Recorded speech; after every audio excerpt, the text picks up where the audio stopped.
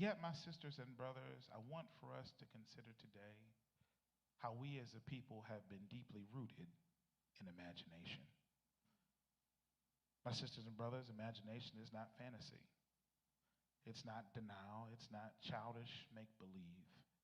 Theologically understood, imagination is the spirit-shaped capacity to perceive God's possibilities beyond present conditions.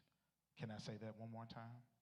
Imagination is the spirit-shaped capacity to perceive God's possibilities beyond present conditions. You see, if faith is the substance of things hoped for and the evidence of things not seen, then imagination is the sacred interior space where that not seen is first envisioned. That faith trusts God's character and imagination envisions God's action. And we as a people have always been rooted in imagination. Before we had access, we imagined opportunity. Before we had equity, we imagined dignity. Before doors were open, we imagined ourselves walking through them. As a matter of fact, can I take it a little bit further? I want to call out some inventors because they had the ability to imagine, which leaves us with some inventions that we have today. That Garrett Morgan imagined safer streets and gave us the traffic signal. Mary Van Brittan Brown imagined security and created the home surveillance system. George Washington Carver imagined agricultural renewal and transformed farming. Madam C.J. Walker imagined economic independence and built a tremendous empire. Granville T. Woods imagined safer rail systems and electrified transformation. These are our folk. Marion Croak imagined voice traveling through the internet and helped to lay the foundation for the virtual platforms like Zoom we rely upon today. Jesse Eugene Russell imagined wireless systems that power the phones in our hands. We did not invent because conditions were easy.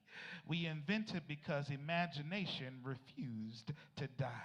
It refused to die in segregated schools. It refused to die in underfunded laboratories. It refused to die in kitchens turned into business headquarters. Imagination has continued to be a foundation for us as a people. That's why we dare say imagination is dangerous. It's dangerous to the empire. It's dangerous to the status quo. It's dangerous to the systems that are constantly being reinforced and put in place. Because if you can control a people's imagination, you can limit their expectations. If you can shrink what folk believe is possible, then you will shrink what they pursue. And my sisters and brothers, we are living in a time where our imagination is under assault. Some of us can even come to that conclusion even right now, that our faith has shifted. Some of us, even based on what we have been going through and dealing with, have shifted our imagination as it relates to what God can do. We're just having faith that God will preserve us in this moment, and we've given up on having faith that God will help us to overcome. You see, imagination invites us to go bigger, to imagine more, to be able to dig deeper. And even as it relates to our faith, we need a healthy imagination in order to even grasp the possibilities that we can encounter in God. You need, as a person of faith, a healthy imagination to not limit oneself on what God can do.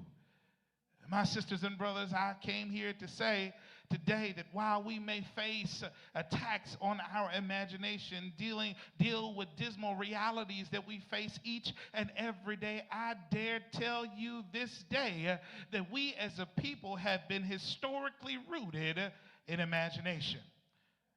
Slavery attempted to confine imagination to the plantation. Jim Crow attempted to shrink imagination to separate but equal. Redlining attempted to restrict imagination to certain neighborhoods. Mass incarceration attempted to cage not only bodies but futures. But here we come to see today, even as we look in the Gospel of Mark in the 5th chapter, that we are rooted in imagination. Because it's here in our text today in the Gospel of Mark in the 5th chapter, we